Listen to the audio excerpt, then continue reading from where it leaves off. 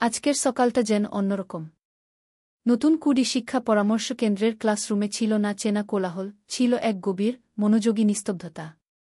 ছোট ছোট বেঞ্চে বসে থাকা শিশুরা যেন আজ নতুন কিছু শুরু করার অপেক্ষায়। প্রত্যেকের হাতে কলম, চোখে এক অদ্ভুত আলো। ছোট্ট রাফি খাতা খুলে লিখছে, আমি বড় হয়ে ডাক্তার হব। তার পাশে বসা নিশাত অঙ্ক কষেছে, জিভ বের করে মনোযোগের সংখ্যাগুলো মিলিয়ে নিচ্ছে। সামনের সারিতে রুমানার চোখে চকচকে স্বপ্ন, একদিন সে হবে একজন শিক্ষক, যেন আজকের এই ম্যাডামের মতো।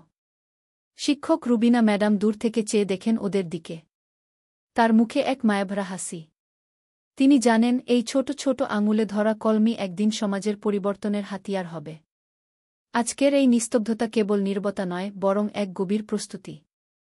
আজকের এই ক্ষণগুলোই বুনে চলেছে আগামীর সফলতার বীজ।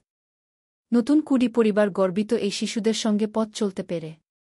তারা জানে একটা ভালো শিক্ষার স্পর্শ বদলে দিতে পারে এক একটা জীবন।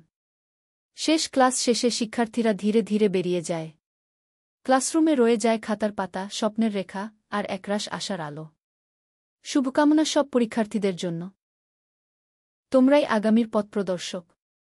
তোমরাই নতুন দিনের শুরু। ভবিষ্যৎ তোমাদেরই অপেক্ষায়।